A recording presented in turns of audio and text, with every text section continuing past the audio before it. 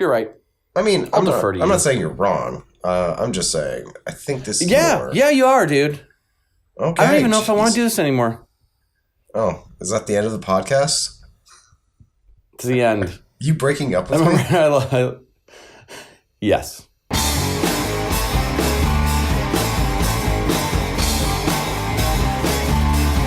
So, what are we doing today?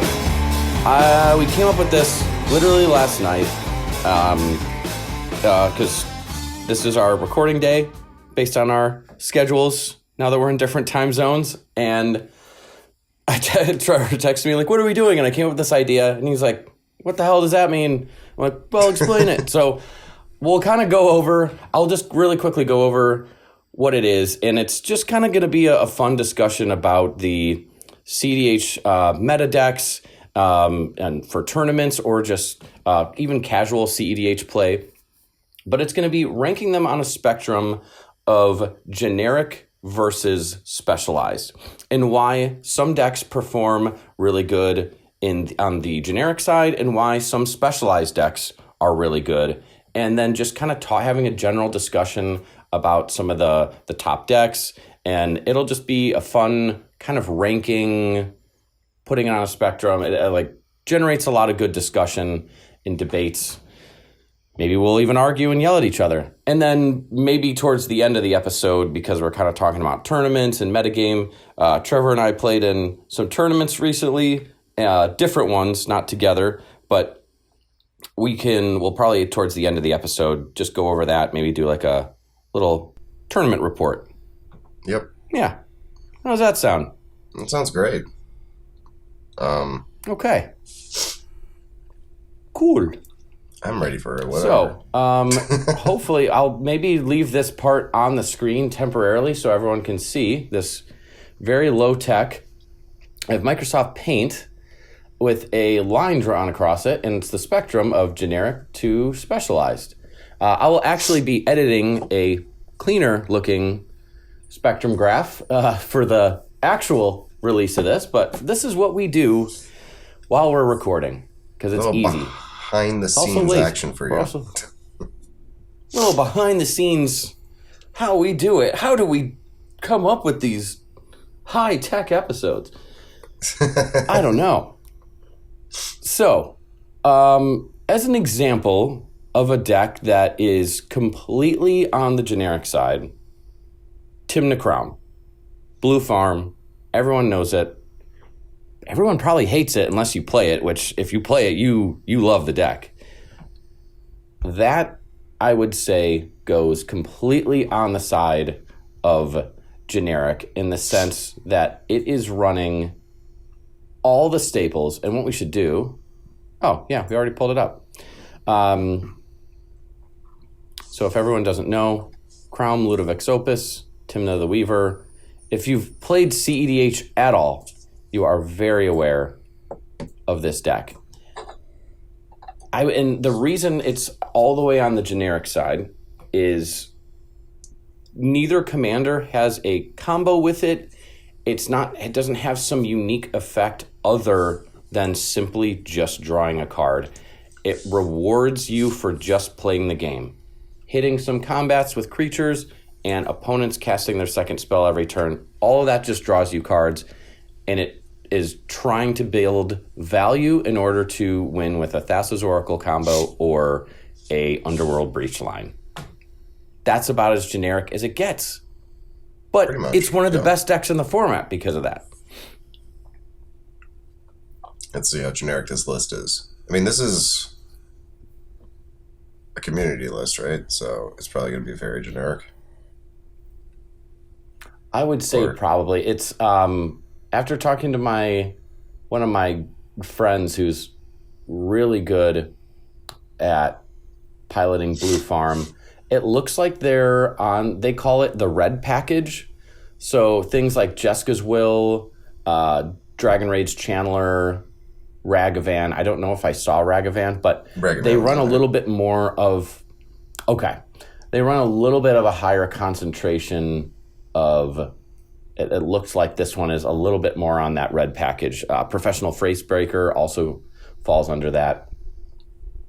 Some players are on it, some players are off of it, because usually it's blue farm is typically it even has flare. That's interesting. Yeah, it's definitely on the red package then.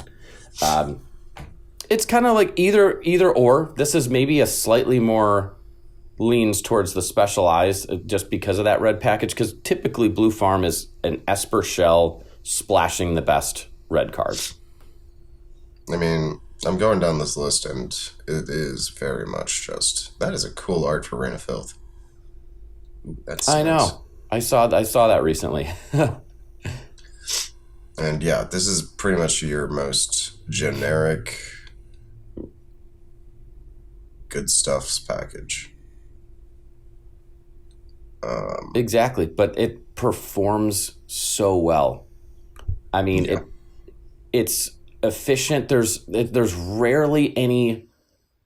It's not like there's not flex slots, but you're really just flexing value pieces at that point. It's not like I'm running this unique combo in here. There's just no room for that in blue farm. And when we're saying generic, we don't mean like bad, like, oh, you're just running a boring deck.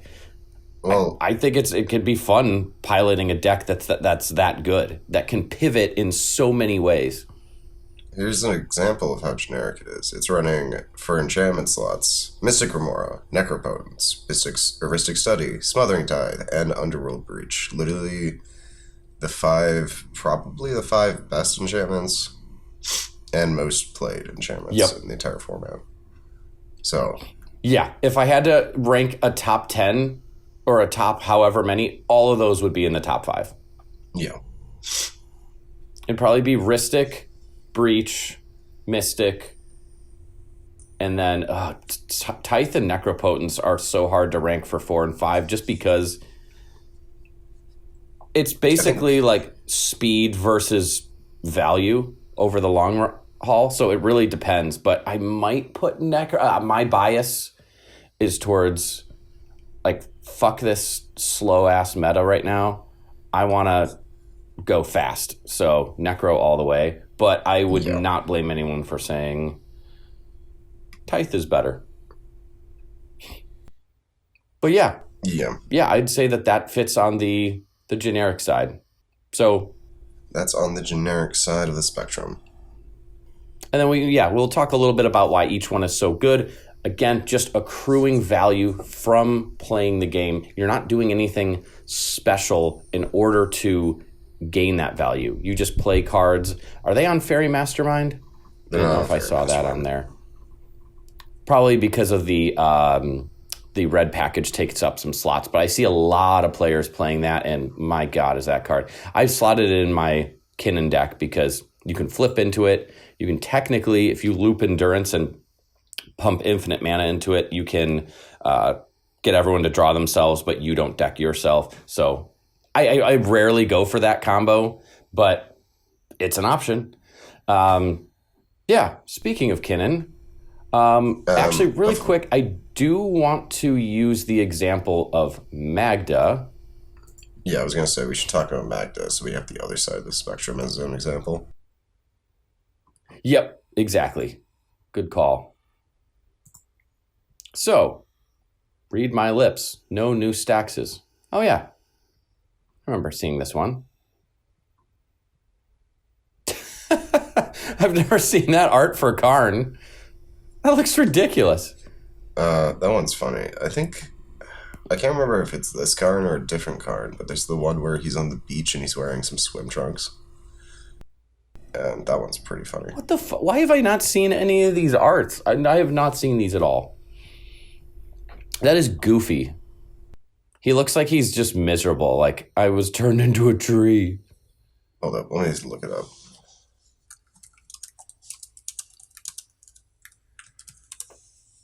Yeah, here we go. Well, that's a different one. Karn Liberated, but I like how there's also just pictures of swim trunks. Yeah, this one was that is awesome. Funny. Yeah. But yeah, to rank Magda on the generic to specialized spectrum, I'd say Magda is a good example of something that is all the way on the specialized side. You have a commander that no other cards in the format do this. And it's not just the fact of like creating treasure tokens, it's creating them with dwarves specifically for the purpose of using it as a tutor chain in order to combo off. No other deck in the meta is doing anything like that. Full stop. Yep. I mean, we'll just scroll down and be like, look at this shit. Stop when you hit a card that actually is in other decks. Like, and I don't mean like one other deck, but like a staple. Look at all that. Stop when I hit a staple. You got your 1-drop dwarves. I mean, I'm sure they're running. Yeah, look at that. We haven't hit one yet. There's professional Facebreaker. Magus to the Moon is sometimes okay. Yeah, and Magus is like okay. Ragavan, Roaming Throne. Ragavan. I am not on Ragavan in my list. I'm surprised they're not on Burger. But still, out of all of the creatures, there's like a couple things that are run in other decks. And they're not Jessica's even like Willed. Massive staples. A Braid. Yep, Jessica's Will make. That's their only sorcery? Apparently. Huh. Interesting. I mean, I only have like 2 or 3. I was just curious. I forgot what my other ones are. I think they're the MDFC, so maybe this list is before MH3. Well, but I don't think it is. Hold up. Yeah, this was last updated 4 months ago. Okay. But yeah, you get, and so when we say specialized, we don't mean that they can't run any staples at all. I mean, that's going to be like Jessica's Will. There's probably going to be Red Elemental and Pyroblast in here. But you get the point where no other decks are going for these specific combos. Yep. Okay, I'm sorry. And you'd think... I'm sick, so I have to go ahead. Step away from the computer to blow my nose. Yeah, you're good, man. I'll keep it going. Yeah. So you can see. I'll keep the audience entertained. So when we're ranking it on the spectrum, it doesn't necessarily mean that specialized is bad. The Magda is so synergistic, and all of the pieces in a generic list would be, if you put any of these pieces in a generic list, it would be, the card quality would be terrible. And looking at it from a staples perspective, it looks like the card quality is bad because there's all these quirky one-off cards that only work in Magda. But because Magda is a lowest CMC and has a very powerful ability, all of these cards work so well with it, making it one of the most powerful decks in the format. Now, one of the issues that I've noticed when playing Magda and in tournaments when I'm up against Magda, or just in casual cEDH games when I'm up against Magda, is Magda gets targeted heavily. Everyone's aware, and they get over-targeted to the point where it's probably not as justified, and it can almost have a weird dynamic where Magda is getting targeted more than, a blue farm player that's accruing a lot of value, or a Kinnan player. And Magda's like, man, I can actually help out a lot by tutoring for silver bullet pieces to stop the leading player. But a lot of times people just don't trust Magda. They've been burned. And once you get burned by Magda, you have this, never again mentality. And, Magda will have like one treasure out, Magda, and an artifact dwarf.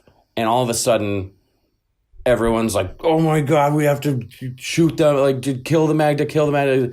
And I actually, yesterday, I was in a tournament and I felt bad. I was playing Kinnan and early on, I Gilded Drake or Volatile Storm Draked their Magda, and they were like, "Oh man, why did you do that? I'm not the threat right now." And I'm like, honestly, it's more about me than you.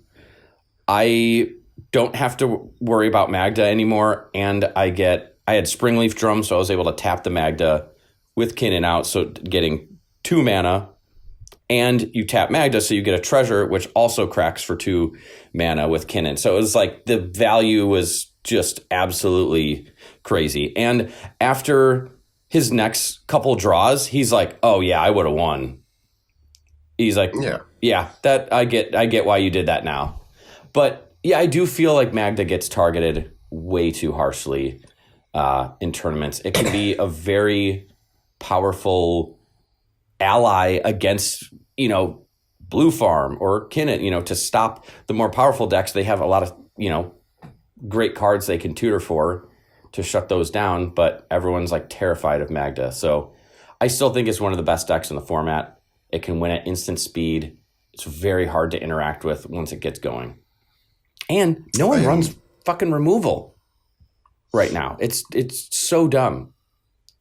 I'm so on the side of, they should kill Magda instantly, because I've played enough games against you with Magda where if I let Magda do its thing, it's over. So. And Frankie, remember we played that one night and he won every game. I think he won like 2 or 3 games in a row, and I was like, God damn it. And I even know what Magda does. And it was like, yeah. But then other times it gets targeted way too harshly. And it's like, damn, dude. Sometimes people will waste resources on it, and then the more generic decks will just run away with things. But yeah, that's a good example of 2 decks that are completely on the opposite side. So now, having that as a baseline, let's go into some of the other ones. So let's get on. Let's go back up and we'll go back down. Yeah, take over. We'll talk about your boy, another commander that should be killed on sight, Kinnan. Ponder Pride. No, not Kinnan. This. Not Kinnan. Not your boy. Bad cards. Okay, yeah, this is actually a good list to look at. This is that Freedom Waffle? Freedom Waffle, yeah. Okay, everyone loves this guy's list. So this one is a good example of something that's more in the middle. Like Tezzeret, I'd say, is pretty specific to artifact, tutor or combos. You have a lot of cards that everyone's using, like Mana Rocks and Mana Dorks, but then, most blue decks, even though Consecrated Sphinx is busted, they just don't have the room to justify playing something like that. Yeah, what a Endurance is more. Yeah, exactly. People are like, "Oh, I can't afford that." Kinnan can, and you can flip into it. Endurance is in here. I've been tempted to run Spirit Guide, Mastermind, the clones. I see Trickster, Hullbreaker Horror, all your Mana Dorks, some Nezi action. Nyx Bloom, more clones. Seaborn Muse. Subtlety is interesting. I've got a serious issue with Seaborn Muse because every time we play a game and you get Seaborn Muse out, I'm always like, well, I'm fucked. Yeah, that's rough. Tide Spout, for every staple card, and we're just in the creatures section, you have a very specific one. Go back up real quick. So for every single one, you got Valley Floodcaller, generic. Trophy Mage is very specific. Then you have Llanowar Elves, that's very generic, and then what was it? Mockingbird, generic. Nezahal, specific. Hydroelectric specimen. Probably only Kinnan or a few other decks are playing that. Llanowar is generic. It's very down the middle. Hullbreaker Horror is a little bit more in like a group of decks. But yeah, for every staple that you see in a lot of decks, there's a very, Kinnan specific card. We should still keep going through the list, but I would almost say, Oops. No. Whoop. Our high tech. No. MS Paint. Our high tech No. Microsoft Paint. I would say it's right in the middle. And I would agree with you on that one. But I think we should still go through and see. Let's see. Sorcery wise, probably a little bit more generic. But then again, you have Transmute Artifact, which is specific to artifact combos. Instants are probably going to be... Ooh, I do like the Include of Commandeer. The 2 blue cards is harsh, though. Oops. But being able to take a super powerful spell or something, I mean, Kinnan can afford that. You can hold up 7 mana and flip if nothing good comes, or cast this, hard cast it. Card advantage is a little bit of an issue in Kinnan at times. Your advantage is more through getting your creatures on the board through Kinnan's activation, so you don't have to draw into them, but that doesn't always pay off in the same way. You don't have as many draw engines. Obviously, getting something like Rhystic, Mystic, or the One Ring can be super beneficial, and you won't have to worry about cards. But if it gets destroyed or countered, or you don't get a good starting hand with that in it, sometimes card advantage can be a little bit of an issue in Kinnan. But Dramatic Reversal is interesting. I wonder if are they on Isochron? Or is that just totally a value, like ritual? Yeah, I'm wondering if Dramatic Reversal is strictly for a ritual, or is it actually used with Isochron? But then you've got all the generic counter spells, so that makes sense. Misdirection is one that I was actually considering including. It's really good for counter wars or everyone loves to kill Kinnan, so it's kind of like a force of will, but only for protecting Kinnan or counter wars. It's not bad. No, it's not. I thought about it. You've heard it here, folks. Ian's thought about it. I've thought about it. Okay, let's delete that. Let's just get that off our list. I've also seen lists use Pongify as a removal spell for creatures, but then they also, you can loop it to, like, if you can't win, if you're trying to win on someone else's turn and you don't have access to certain things, I've seen people loop it where they keep like endurancing and countering or killing their own thing and playing it over and over again to create like infinite 3/3 green ape creature tokens, and then they just pass turn. So it's like there's nothing that someone else can do. Veil of Summer. Yeah, I'm not on Veil of Summer. I love Veil of Summer in decks where you need like a silence effect, but Kinnan's just so good. It's like I don't even need silence effects. And you've got your it's just monolith. So good, man. You don't even need that. Yeah, it is. All right. I won't be a dick. Rajmir, specific to Kinnan. You'll run even signets, which Simic Signet, which you normally wouldn't see in decks, but Kinnan is just like, it's worth it. You just want as many mana rocks as possible. One Ring, that's an interesting one. Same with the Copy Artifact. See, that's the only reason I don't like it is because there's less. Man, this is an interesting. Yeah, the Mirror Maid and Copy Enchantment. Well, the copy mean- artifact can be used to just copy a fucking any of your rocks as well as like an opponent's One Ring. Yeah. So I can see why it would be included. Yeah, Amphibian Downpour is just excellent in general. Yeah. It's just an excellent interactive piece. I might consider that as well. Mirror Maid, I know it's really good, but I just don't like cards that rely on other things and that I can't tutor for. I don't have a tutor other than the Drift of Phantasms where you can transmute it, but I'm not going to transmute to get this. It's like I'd rather just transmute for a Rhystic Study or a Basalt Monolith and try and win.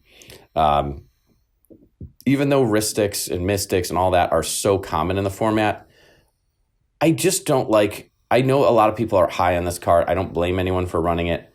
Personally, I'd rather just run a card to remove Rhystic Study or, of course, you run your own Rhystic Study. I don't know. It's too specific. I like it. That's me. I like a lot of weird cards. I mean, a lot of people are high on it, so I don't. Again, I do not think it's a bad choice. But yeah, I think Kinnan is a perfect example of right down the middle. And everyone knows Kinnan. Everyone knows Blue Farm and Magda. Let's pop over to the next one down the list. TNT. Oh. So this will be interesting to see, is this right under? We got Thrasios and Tymna. How are you feeling? I mean, take a gander about this first, maybe. But is this just... I think I know right under Blue Farm? Yeah, I think so. I think this is like generic enough. But it's not as generic as a Blue Farm list, where like you are going to be running. Let's see, is this list on?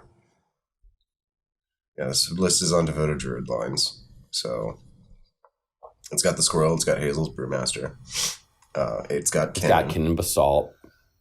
Well, we don't know Basalt, but likely yes. But a lot of protection pieces. Polymorph They have Prodigy, all of them. In this one. I mean, that makes sense. And Cutsil. They have Ranger Captain, Grand Abolisher. Oh, probably not Voice of Victory yet because this was from November, maybe? Yeah. It's an older list? Yeah. Valley Flood Color, yeah, that is a Seedborn Muse. Yeah. What else we got? Sorceries wise, we got Culling Ritual, Demonic Tutor, Diabolic Content, Eldritch Evolution, Finale, Mnemonic Betrayal, and Neophyte. Those are all very generic. Just good stuff, sorcery stuff. Yeah, Born Upon the Wind. I'm guessing this deck is on Necro. I actually like...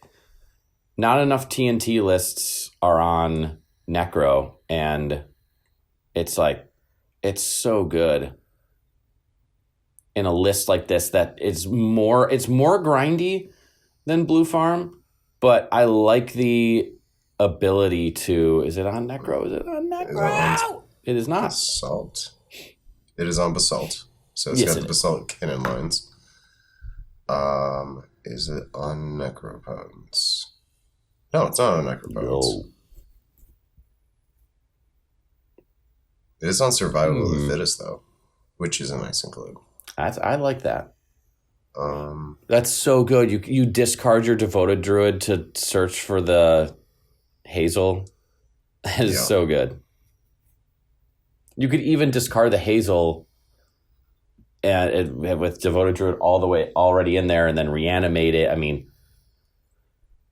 Yeah. Were they on Savines in Gifts Ungiven? Oh, probably not because go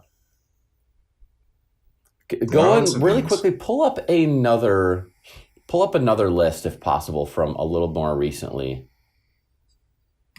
I do know this was from November 9th. Okay, so same with that. Here's one from April 26th. Yeah, perfect. Just named TNT. Beautiful.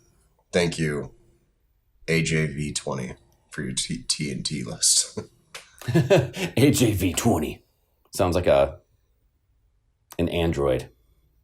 Oh yeah, okay, and they're running the Cloud of Fairies, so they're definitely on the Cradle lines now, which is funny. It's like the bans didn't change anything about that, but as soon as you see Cloud of Fairies, it's like I'm guessing a Boro Breeze Caller is in here too.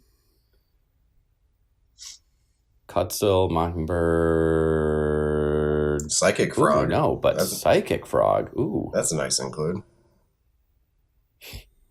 They're on Razaketh, okay.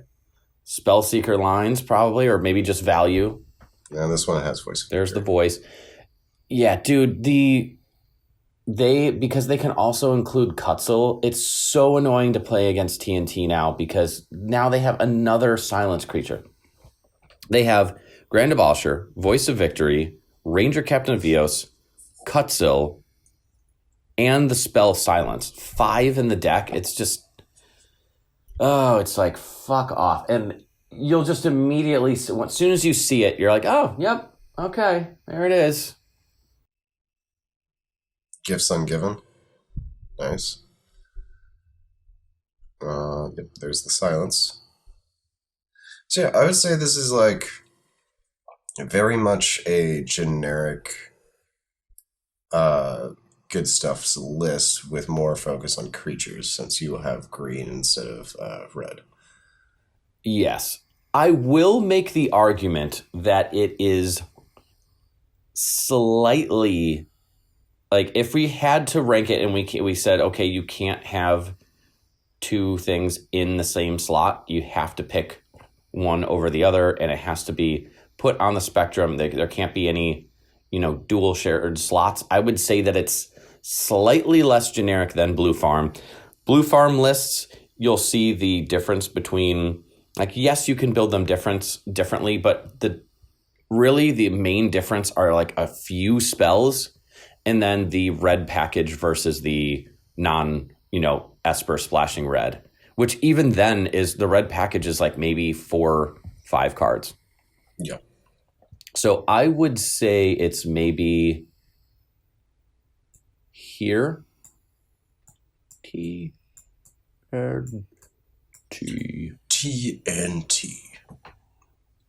It's dynamite. Yeah, I would agree with that positioning right there. It's just because. Oh, go ahead. Yeah, no, I'm just agreeing with like everything you're saying. Like you can build it in so many different ways, but like Blue Farm's very, this is what Blue Farm plays, sort of thing. Yeah. But exactly. I haven't seen this because now it's such a good deck in the meta to build it like the grindy mid-range combo style, but I've seen have you ever seen the Turbo Druid TNT lists? No. Where they do Hermit's Druid? No, I haven't seen that. Or they run that it's here, let me look this up. It's like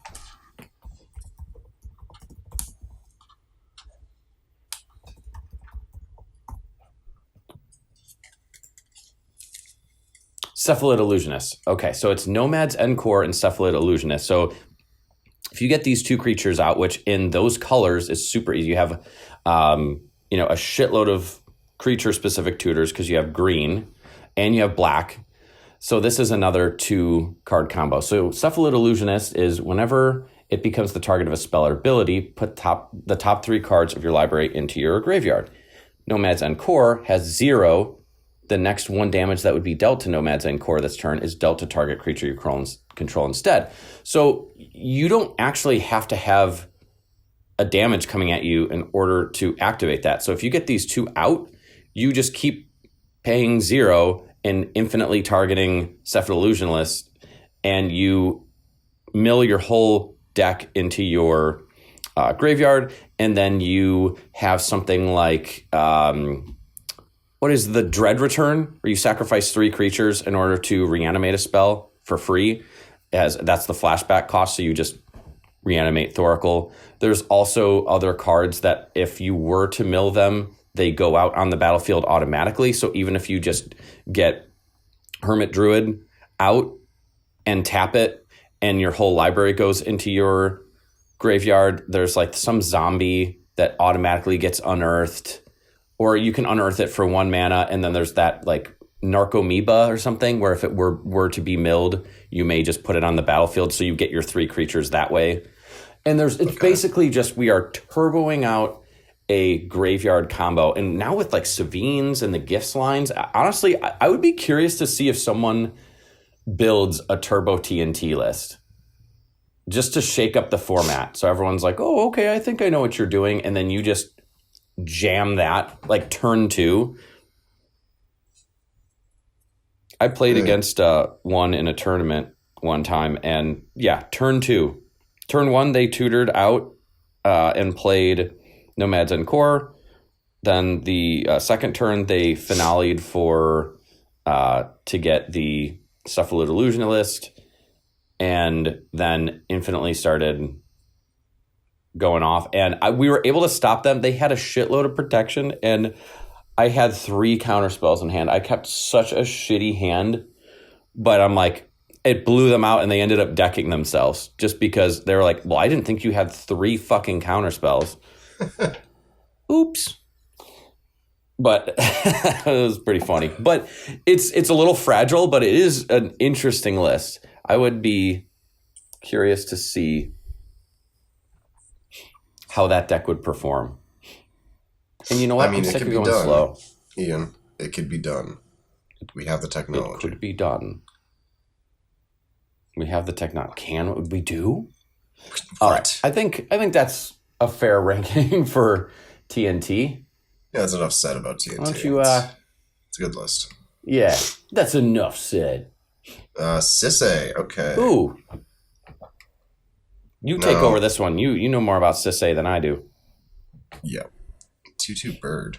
And try and pick a closer. More recent.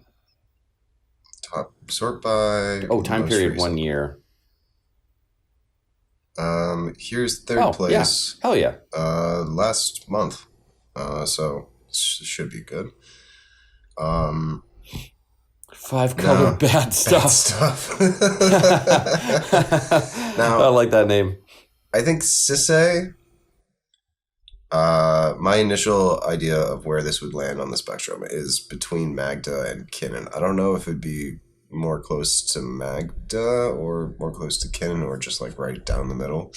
But it's very much you're running things like Amanatu. Dihada is more generic, but then you're also running Nikobolas, Serli, Ray. Tyvar is more generic, I'd say. A lot of decks like to run Tyvar. But then you're just running all these still, though, that's still just legendary creatures and shit. Yeah, this one's on Colossal Sky Turtle. My favorite. Fuck yeah. Also, Deadpool has become a very interesting include because you can change the text box of Sisay with Deadpool. So now your Deadpool has the whatever its power, you can search for that. So now you have essentially 3 more power to fucking deal with, since he's a 5/3 than if you were just using Sisay. Yeah. So you can tutor for almost any combo piece now, because I don't think there's anything. Much. Well, I guess Nico Bolas is what, 6 or something, or 7? Let's say you had Deadpool and Sisay, and that was it. You would have your Deadpool would be a 6/4. So you can search up any 5-drop, which is your Nico Bolas, your Amanatu, Well, and it's equal to the amount of colors you have, which actually you'd have 3 colors because you have white, black, and red. So wouldn't it be bigger than 6? Because it No, starts at I think 5. it's other creatures. It's +1 for each color Oh, among other okay, legendary among permanents. other legend. Okay, but still, you get that 1 more power off of 1 tutor. Yeah. You know, you are running things like Derevi, Emil, which I think are more generic, but then you, like Urte Resurrected, this guy, is just used as a nice, like, removal piece, or counterspell, that you could just tutor up out of your deck, which is interesting. They're on Lorith and Gigantha. Yeah, this is very, like, for every generic thing, and even so, the generic things are, like, few and far between compared to the more specific ones. I like that art. I like the original art's better, but that is kind of a cool, like, some imposter in this, like, futuristic Neon Dynasty type cool universe. But yeah, so Sakashima the Imposter. This one's cool because you can instant speed copy somebody's, like, win line. Let's see. And then I'm less. It's honestly the creatures and some of the artifacts and the more the permanents or where the specifics come in. I'm less. Once you get to the instance because it's going to be more generic, like. But even stuff like Legolas's reflexes, only certain decks run that. You know, with commanders or creatures, a high synergy of being able to tap and untap things. So, but all the counter spells and like removal spells, I won't, you know, judge a deck on its genericness for that. No, like this one's running Chromatic Ori. I'm gonna assume it's probably the only deck in the format that does. It's also on Cultists of the Absolute, which is also the only deck in the format that runs Cultists of the Absolute, from my knowledge. Maybe. No, I can't think of another deck that would want to run Cultist. But then Oath of Teferi is a huge combo piece in this list. They've got the Waifu Smothering Tithe, which is like $200 fucking. Yeah, let's pause there for a sec. My only question is the art doesn't even have to do it all with, unless you're getting smothered by Snoo Snoo. Like, is that the like death by Snoo Snoo? That's the smothering aspect. Death by Snoo Snoo. Because it's like there's not even like money or like any, like all the other arts at least have like gold coins coming out of their breasts or their mouth or something. Like it doesn't even make sense. It's just like 2 waifus on smothering. It's fucking dumb. It's like God, and then it's like $1 billion. Yeah. Stupid. Inland package. You know, they're on Gaia's Cradle because you can do some fun stuff with that. Is this one on? Yep, this one's on Mount Doom. So, this is just a side note because I'm a fucking Lord of the Rings nerd. I'm just so glad there's at least one deck that runs Mount Doom in a competitive format. Oh yeah, super cool. And it's a good land. It is a good land. Because don't they? What do they do? Do they keep like crop rotating it or untapping it? You can untap it and ping everyone to death. Okay, I was like either it's an untap or like some sort of crop rotation, get it back, but yeah, I don't know. I forget the line, but it has to do with Derevi. I know that much. Oh, okay, yeah, that makes sense. So I'm gonna make the executive decision. I think Sisay is like right here. I would honestly, so I would say maybe slightly more towards the specific, just because no other decks are doing this, though. And there's so many completely unique staples that are specific to Sisay. I would go, and feel free to debate me on it, but I'd go more like here.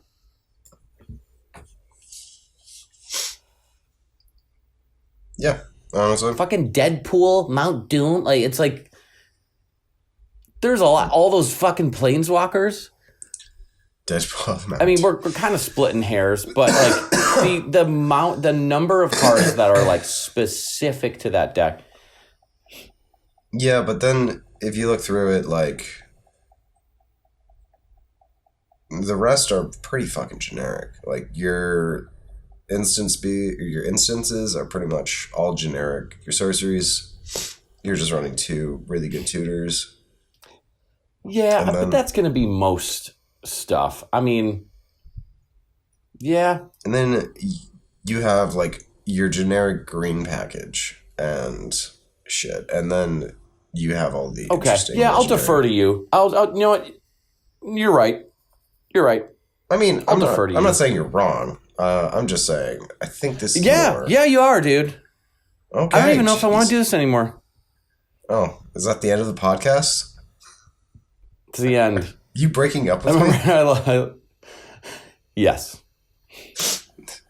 Fucking... You're such an asshole. I break up with you every episode. And we get back together. It's a nice, like, a roller coaster for the audience. You know what? I enjoy the toxic. When are you going to break up with me? I can't break up with you. You have to add to the toxicity. The whole reason this relationship is toxic is because I need you for support emotionally and physically. Aww, honey. And this is my sweet side coming out, and then, oh God, what a horrible analogy we're making.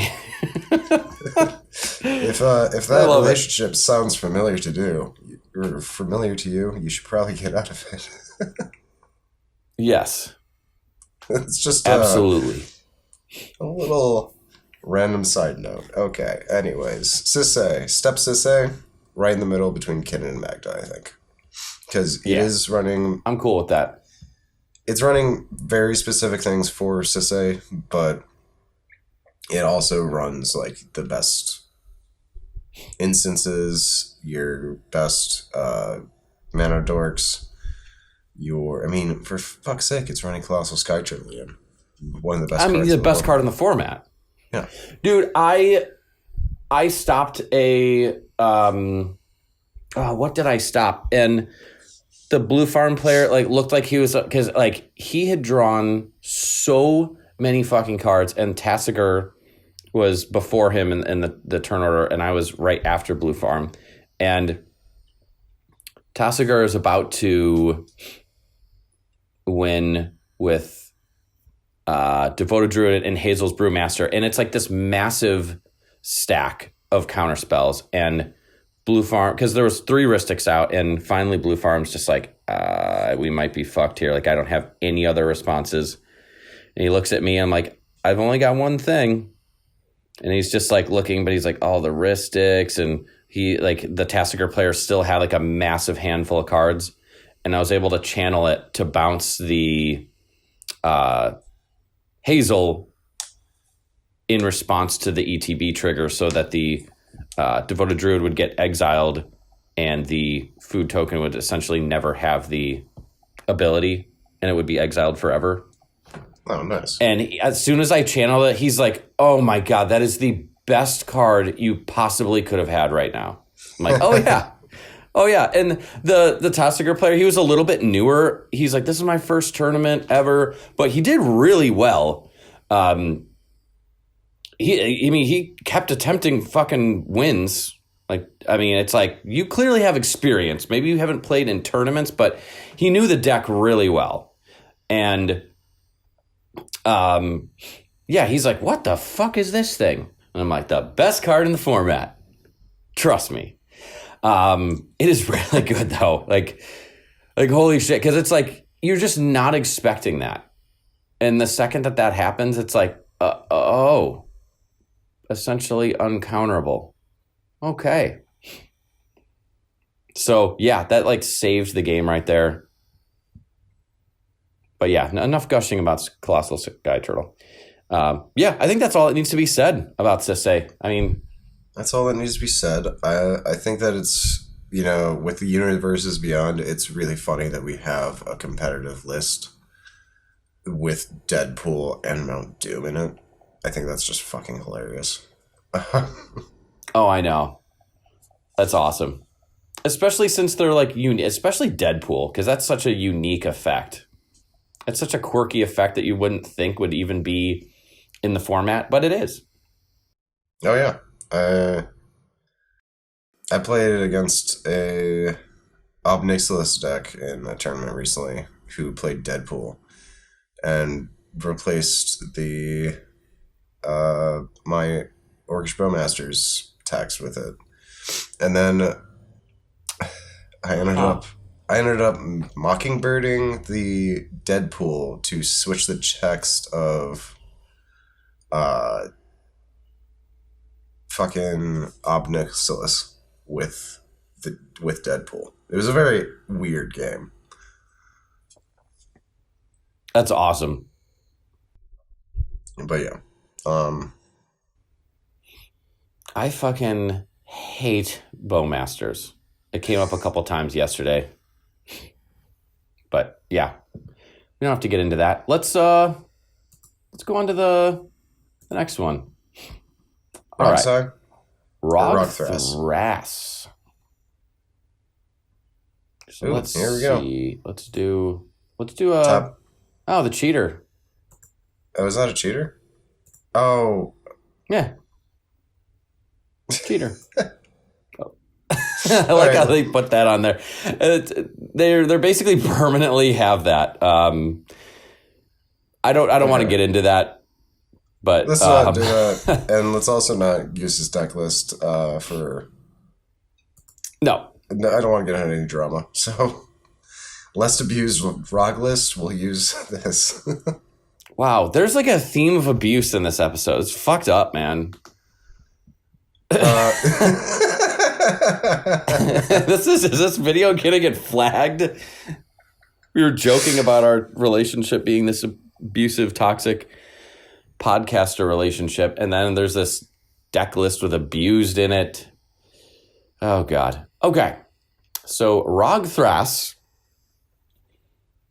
man, I can't believe. So this deck used to be a Polykraken list, and just got totally transformed into this Turbo Cradle explosive mana. Honestly, the way I describe this deck after brewing it a little bit and messing around, and I've played a couple games with it, I really like it. I need to get the lines down better, but it is like if Kinnan injected red into his veins. Like if someone was like, "Hey man, I got some speed for you, man," and Kinnan was like, "Yep." It shot that right directly into his heart. I mean, holy shit, this deck is fast and it's explosive. You can have these incredible bursts turn 1 where you're untapping turn 2 with 6 mana. And people are like, dude, what the fuck? And it's like, I don't care. I'll feed your fucking fish. I'm going to just win. Anyways. Essentially, this scene from Pulp Fiction where Uma Thurman is ODing and then they shoot her up with adrenaline. Yeah. Yeah, that's essentially... yeah. That's essentially this list for Kinnan. Should I name it Uma Thurman's Awakening? Should I make a list? Whenever I think of that scene... I don't think people would understand. I think of the Courtney Barnett song, Avant Gardener, where she says, I felt like Uma Thurman post-overdose and Kickstart. Oh, yeah, dude, such a good song. I mean... It's a fantastic song. If no one knows Courtney Barnett, look up Courtney Barnett on Spotify. That's probably her top song, Avant Gardener. I'm actually but listen to the whole album. What's the one with Elevator Operator that opens with that whatever that album is. Listen to that all the way through. Listen to Courtney Barnett. Listen to Courtney Barnett, bro. She's Australian, so we're doing our best Australian. I know that we totally did like a more of a British thing there, but same thing. I'm gonna get a lot of flack for this, but Australians are just Brits who were raised by fucking drunks and hookers. Oh my god! I know it sounds. I think bad, it's this one, but that is literally the history of Australia. You're not wrong. Yeah, it's this one. Yeah, this whole album is just banger after banger. Is in Small Poppies. That's that like really slow blues one, right? I think it is. Small Poppies, yeah. And nobody really cares if you don't go to the party. I mean, dude, oh my God. Depressed in, Pedestrian at Best. I mean, this whole fucking album is just incredible. It's one of those things where even if you don't like this style of music, it's so easy listening that if you hate this, you're a communist. Well, yeah. Even if you're a communist, you're not necessarily bad. Just most of them in history are. Just, most of them. Most communists that obtained power were historically bad. Okay, so now... But if you're a communist in theory... Now you're talking not about necessarily a political theory more of like authoritarianism versus communism. But we're not going to get into that. Yeah, let's not get into that. That's some heavy stuff for this podcast. We're not communists, but we're also not communist haters. Unless you have power, then we don't like you. Probably just cut this. Okay, let's get back into Ragthras, just because we just went on a Courtney Barnett. This would be a take a shot moment because we went on a tangent. Oh, but so, the two albums you should listen to. Sorry, before we continue. Sometimes I sit and think, and sometimes I sit. That's the one with Elevator Operator. And then the double EP, a Sea of Split Peas, is also a banger. So those are the two. Yeah, I think that's the one with Avant Gardner on it too, right? Yeah. Okay. Yeah, listen to those. Fantastic. What? Okay, back to Ragthras. I forgot what tech we were even talking about. Ragthras. Okay. Kinnan injected with right. Fred Speed. So, I have a feeling it's going to be more on the generic side, but you have things like Biomancer's Familiar that like most, like something like TNT that has Thrasios isn't trying to reduce his ability, the ability's cost necessarily. But this deck, you are, because there's a bunch of other combos that you want to have cost less. You're definitely on Cradle Lines, Cloud of Fairies, untap 2 lands, Displacer Kitten. I've seen some lists use it, some not. During Vitality, of course, Eternal Witness. So you do Eternal Witness and Snap and Gaia's Cradle and what's the other one? Eternal Witness, Snap. Oh, yeah. And you just keep playing. Yeah. And if you have enough mana with the Gaia's Cradle, you just keep playing Eternal Witness, untapping the Gaia's Cradle and a land with blue. Bring back the Snap. Cast it. Return the Eternal Witness. Cast it again. Bring back the Snap, untap the Gaia's Cradle, and then you'll generate infinite mana. You got Fairy Mastermind, nice value piece, and you can filter infinite mana through it to kill everyone. I'm wondering if they're on Endurance. No, but they might not necessarily be going for infinite with that. They're on some clones. Aboro Breeze Caller, this is the big one. Return a land you control to its owner's hand. Untap target land. Same thing with what you do is you bounce Talon Gates of Madara, which you can just, if you pay for colorless or generic, you can just put it onto the battlefield and a target creature phases out. Gotcha. But as long as you have enough mana, you can tap the Cradle and pay for this and to put the Talon Gates out, tap the Talon Gates and the Cradle again to keep activating this ability. Infinite mana that way. Seedborn, more clones. This one this is how you know it's good. I think it was banned in Legacy. Sowing Mycospawn. When you cast it, search your library for a land card and put it onto the battlefield. So it's on cast. It doesn't even have to enter. So even if they counter this, which that doesn't matter. You just get Gaia's Cradle. Damn. Isn't that just fucking stupid? Yeah. When you cast it, that's awesome. That's yeah. That's so fucking cool. And it's an Eldrazi fungus. And hell yeah. Yeah.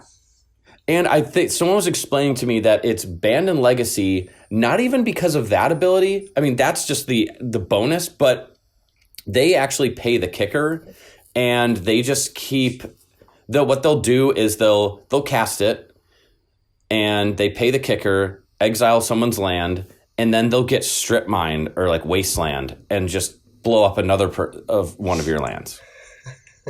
So it's you basically just don't let them fucking play.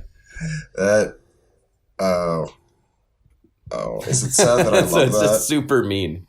It's so mean. No, it's not. Love it. I know, it's come on, leave it in the format. Maybe it was just people were like, dude, fuck this.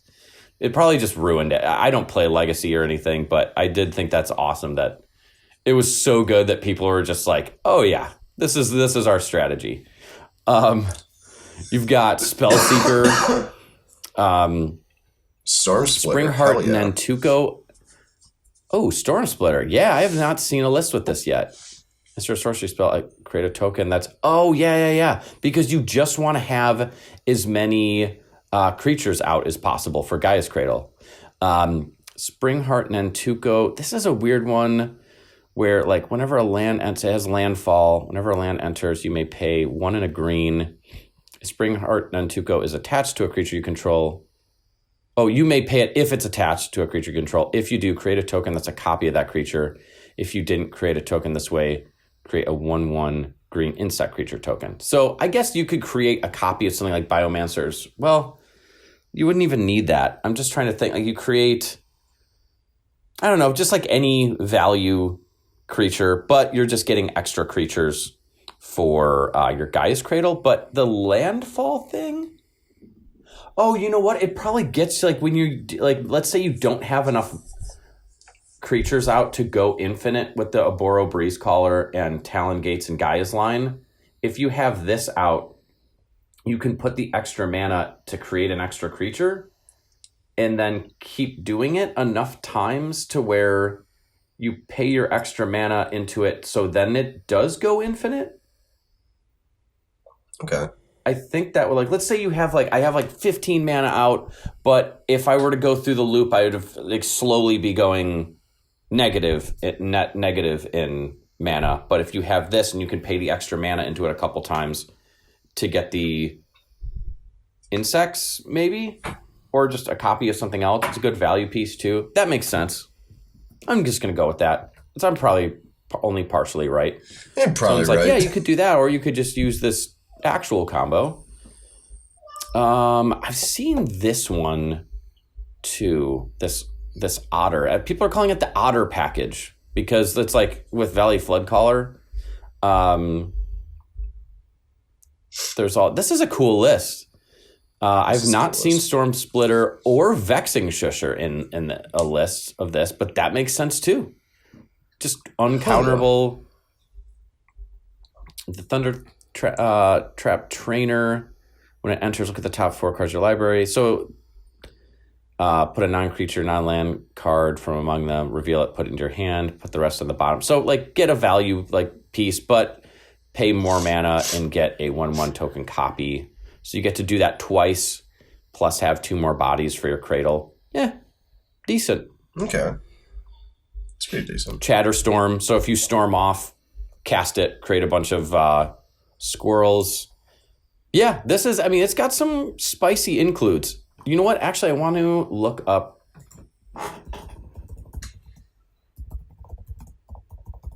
This is my favorite list that I found. This one is so fucking cool.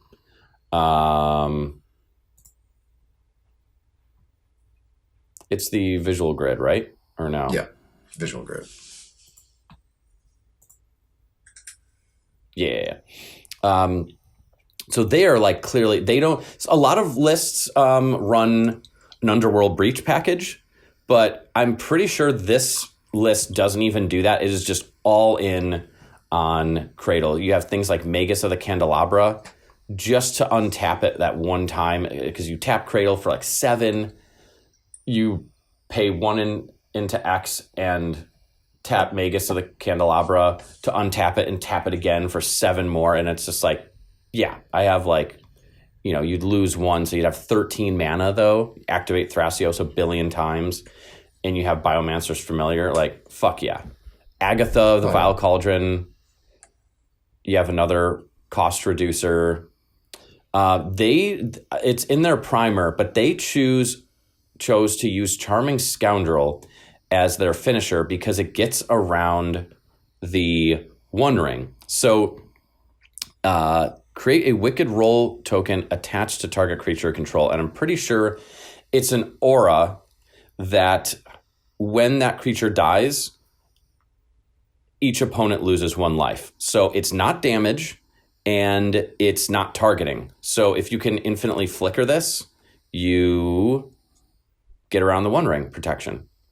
Sick. And they also use Guildmage and Dramatic Reversal to copy target instant. You pay 2 in a blue, copy target instant spell you control with mana value 2 or less. You may choose new targets for the copy. So you can just infinitely untap and keep copying Dramatic Reversal and tapping all your mana in response. You get infinite mana. I thought that was so cool. I put this in, and if you have a cost reducer like Biomancer's Familiar or Agatha's or the Vile Cauldron, this goes infinite with Rite of Flame too, because it's a sorcery spell. Oh. And you just create infinite red mana.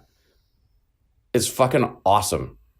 They also play this, and their primer is awesome. Honestly, I just want to like reach out to this person and be like, dude, can we like get you on? Because their list is so fucking sick. Their primer is awesome. They go into how they use this. If you would scry a number of cards, scry that many +1. So it's like, it's just extra value with Thrasios. You dig a little deeper. But they're like, I'll like Worldly Tutor for a Hullbreaker and then just activate this ability, and it's a Kraken, and just put it onto the battlefield. So they're like, yep, I just get a fucking Hullbreaker. And it's just such a weird, like, goofy interaction, but they're like, I am that interested in getting Hullbreaker that it's worth running this, plus it's just a value piece with Thrasios. Of course, they're on Kinnan, Aboro. They're on this one too, the extra Surveil. So they're heavy on the Thrasios digging. They're also heavy on Basalt because of the Trophy Mage. So they are just like, fuck Breach. I am going infinite mana, and they're on every possible flash enabler as well. Yeah.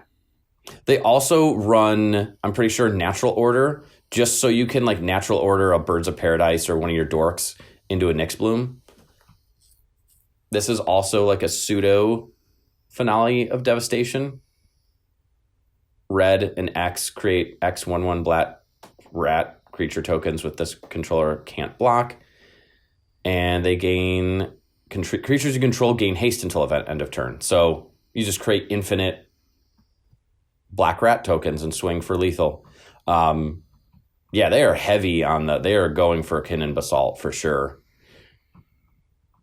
Like, this deck is just so awesome. They're even running the blue flare. Hell yeah. I mean, such a fucking sick deck. Before we gush about this deck too much. Yeah, where would you put this on the spectrum? Oh, slightly more towards generic after Kinnan, just because Cradle's hot right now. They're running a lot of the classic like value things, but then they have a decent amount of specific things. I'd say they're slightly more generic than Kinnan, especially since most of the lists do actually run a breach package. For that reason, this list specifically is probably in line with Kinnan or even more specific. But Training Grounds, I mean, they are like all in on reducing the cost. We're going to create is a fuckload of mana. We are going to reduce and put it all into Thrasios until we have an actual infinite combo. And they're on 26 lands, 27 including the MDFCs. Good for you. Good for you. So what, like right in the middle between TNT and Kinnan? No, more towards Kinnan. Like here? Like, yeah, right there. Yeah, because of the breach package.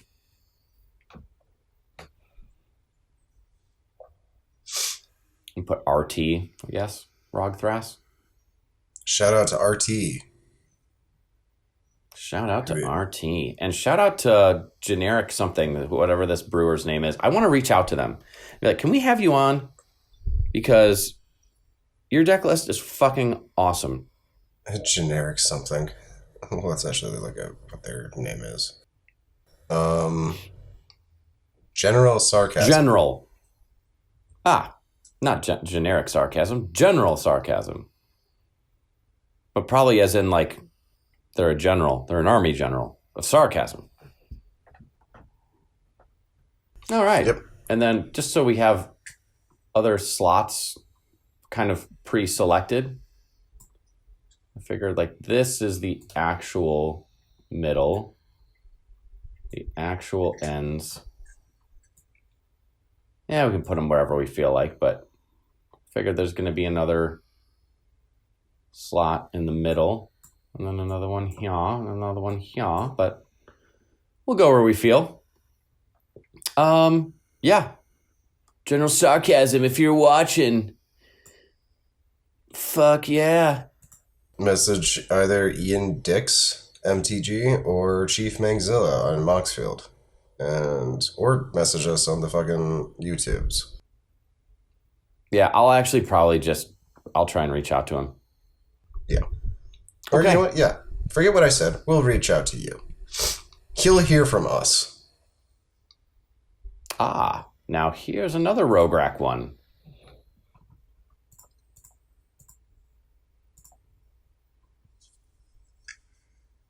First place a couple months ago? Hell yeah. All right. Now, Dad, I think I'm going to be sick. By Jed Bread. Jed Bread. All right. Take this one away. Okay. We went 5-2-0. Damn. Good for you. Jesus Christ. So, Sisay. I think this is just scared.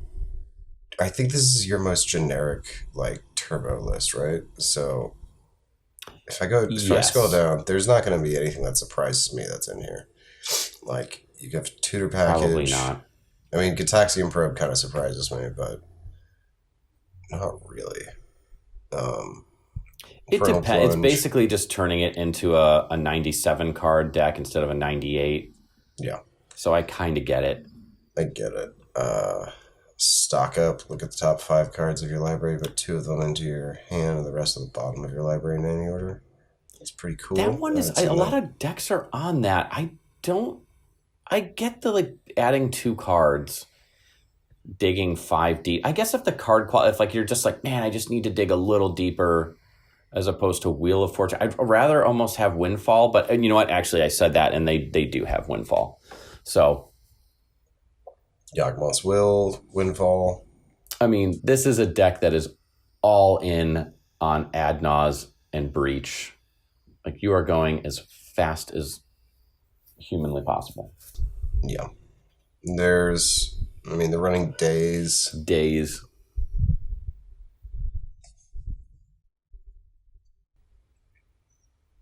The fuck is Yeah. that? Oh, Fierce Guardianship. Yeah, Fierce Guardianship. I like these style art for cards. It's I'm pretty sure that's Corvald, even though that doesn't make sense that Corvald would be. no, that's Nico Bolas. Oh, duh, with the horns. Yeah, and the floating ball in the between. Okay, yep, I'm done.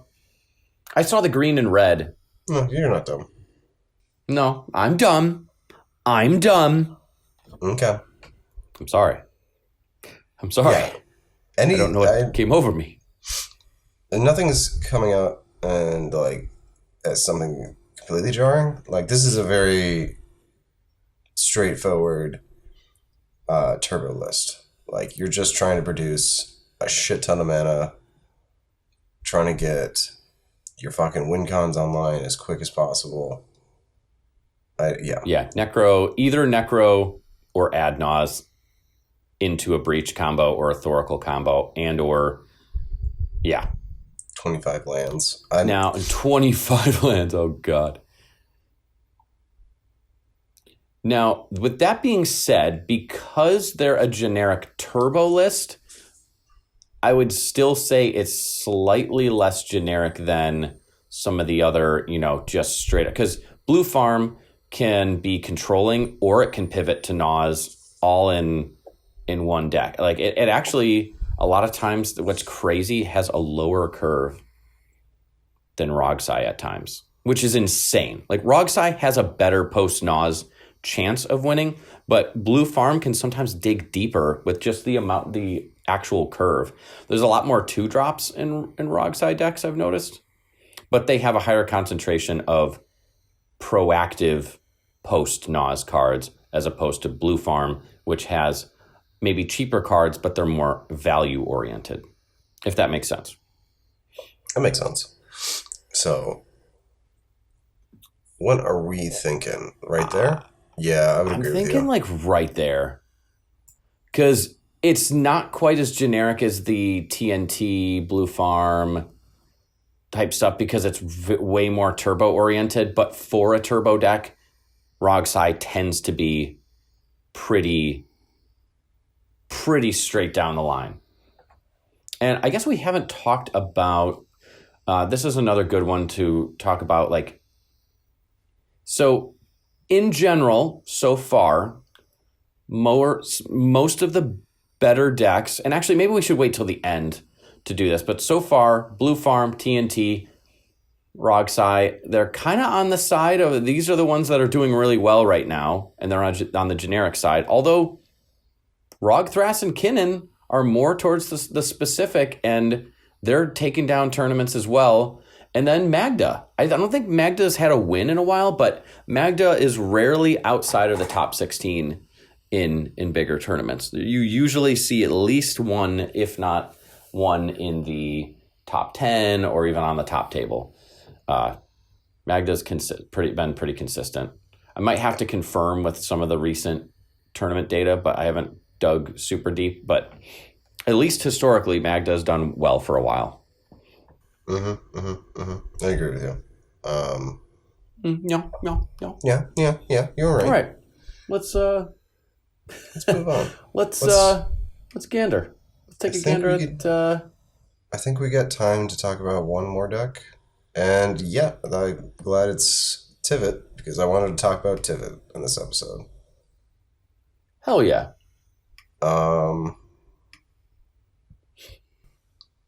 Let's go with this list, I guess.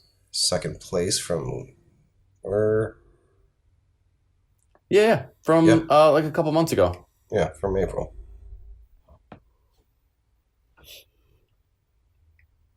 All right, Tivit. Let's see. Now, I think Tivit is more of your... It's going to go more into the generic side, but it is going to be running a few things. Ooh, this list is on Hullbreaker. Very nice.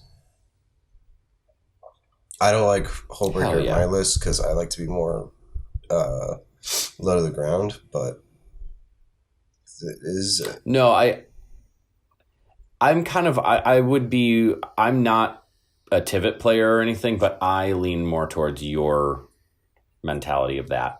And they're running... Because there's no immediate outlet unless you have infinite mana and then you bounce your own Tivit. You could do that. And then you just couldn't generate infinite treasure and clue tokens and then draw your deck until you get draw your condition. Deck. I can see that. Okay. Yeah, I could see it. It's just 7 is asking for a lot. And when you're at that level, you kind of just want to hit Tivit at that point. Exactly. If you have that much mana. But I could see if you get the infinite mana online and then you don't have, it's not as likely to go infinite. It's not like a Kinnan Hullbreaker where you can, as long as your rocks add up to with the additional mana that each one of them create, you can easily go mana positive with Kinnan. But with just strictly a Hullbreaker and the generic rocks, it's the number of rocks that go infinite shrinks. Yeah. And this person's on Urza. I actually just recently cut Urza to make my list a little bit more, I guess you could say a little bit more generic. But more focused, really. I think I cut it for Voice of Victory. Yeah, you're right. There's, even though the combo, I mean, you could still have the Thoracle Demonic Tainted Pact. Yeah. But even though the Tivit Time Sieve combo is it's specific basically just to Tivit. I think there's a couple other combos you can do with Time Sieve that just aren't like easy enough to pull off that decks are running them. But yeah, that's really the only specific thing about it. Other than that, it's like a Esper shell, but with some unique includes. Like Urza, Time Sieve, Blind Obedience. This guy's on Mirror Maid. Not every Esper Sentinel. Yep, Mirror Maid. And it's got... Touch the Spirit Realm. He's actually running more lands than I'm running, so good for you. How many lands was it on? 29 with MDFCs. Okay. I'm running. Yeah, that's one of those ones where you don't want to miss your land drops. Yeah. So I get the 29. But yeah, you're running. He's also on Group Monolith, which I'm not because I don't own the copy. Yeah, I mean, you're running so many artifacts and producing so many artifacts that, like, where is it? There it is. Mox Opal. Mox Opal is almost always online in this deck, and like Urza is like I can see why it's in the deck. I mean, I used to run it. It's just it kind of doesn't perform that well in my opinion, but I understand why people run it. And it's another infinite outlet for their Hullbreaker, I guess. Yeah. They're not on the weird Luris combo that I'm on, so which is probably fine, Yeah, but your deck fits so well with it. It's like, yeah, it requires 4 cards. It's Luris, Lotus Petal, Blind Obedience. What's the other one? Displacer Kitten. But it doesn't, like, all those cards are uniquely good. So it's like, yeah, it's a 4-card combo, but you've assembled it multiple times in games. And it's like, oh shit, we just lose here. You've got a stacks piece, a value piece, a mana rock, and a super value / potential combo piece in Displacer Kitten. All of those pieces could be argued just to be in the deck on their own. And they also happen to combo with each other. So that's awesome. Yeah. I know where I'd put it. I see a nice empty slot. Right here? Yep. And I know you have to get going soon, but if we're just a quick lightning round, an actual lightning round. Tiv. That's exactly where I would put it. Actual lightning round. Malcolm, we can skip that. Glarb, I would put here. And Yuriko, I would put here. Yeah, just to fill out the list. I would agree with that. Yeah. Marnius Calgar. And not to skip, I actually I really do like Malcolm Keenite. I honestly, it's basically like Rogsai, but if you put it in this area,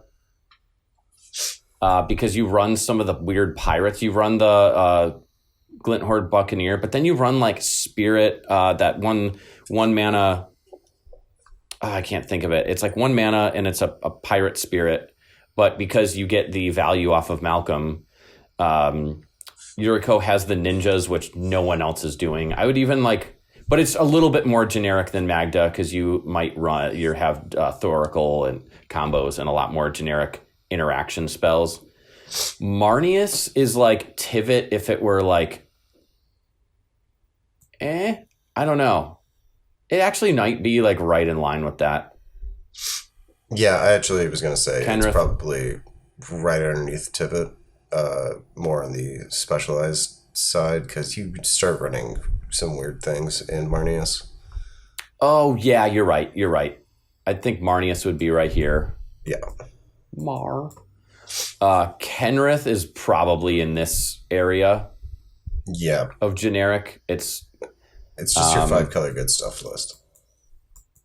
Yeah. Derevi. And then Derevi's more specialized. I would say Derevi is maybe same line as Kinnan. Yeah, I would agree with you. Okay. I think that's... really quick. I don't know enough about this. What about Atali? Atali, I think, is more specialized. Atali's doing Atali shit. It's just... Probably, yeah, I'd say more right than between Sisay even? Sisay, yeah, I'd say right between Sisay and Yuriko. Okay, yep. This one, same as Ragthras. Dog. Doge. Ral, I don't know enough about this deck, but dude, this deck pushes wins so fucking fast. It's like turn 2 wins. Consistently. Scary as fuck. Yeah, maybe we do a future episode. We can cut it. We can stop it there. We can go through some of the less common ones. But I think it was more beneficial to talk about the generic decks, or not generic decks, the top decks in the meta that everyone's seeing. Because then I think farther you go down, it's just going to lean more towards the specialized side. Yeah. But another thing to note, Kenrith isn't really doing that great right now, and it's all the way on the generic side. So being generic doesn't just necessarily equal good. Let's keep that in mind. I think if you had to pick, generic versus specialized, what should you lean more towards if you want to be successful? I'd say generic, but specialized can be in the semifinals, the deck that beat us was I'd never even heard of the commander before, and it was against Najila, Tyam. Ooh, where would you put Tyam? Oh, Tyam? I would probably put Tyam right here. Right. Yeah. Tyam's doing some weird Tyam shit. It's either there or right below Yuriko, just because Yuriko is so weird with all the ninjutsu stuff, but I don't know. I mean, Tyam just runs the most. It doesn't run any instants or sorceries. It doesn't run almost none. It doesn't run anything that you would see in the meta. Yeah, other than a couple generic staples that are great value pieces, where it's of course you'd run these, like OBM, Oppo, shit like that. Exactly. But yeah, I know you got to get going. I just wanted to get a couple on there. Lightning round. We got into the more popular decks, but then everyone else can kind of have their own conversation in their own head about why the other decks would go where they are. And if you get anything out of this episode, it's that you should listen to Courtney Barnett. She's good. Yes. Listen to her. And we also have to talk to the Ragthras guy, General Sarcasm. Oh, yeah. You should probably hit him up. Besides that, we make sure you like, comment, and subscribe on this video because it helps us out. It makes us feel happy that people are actually interacting with us.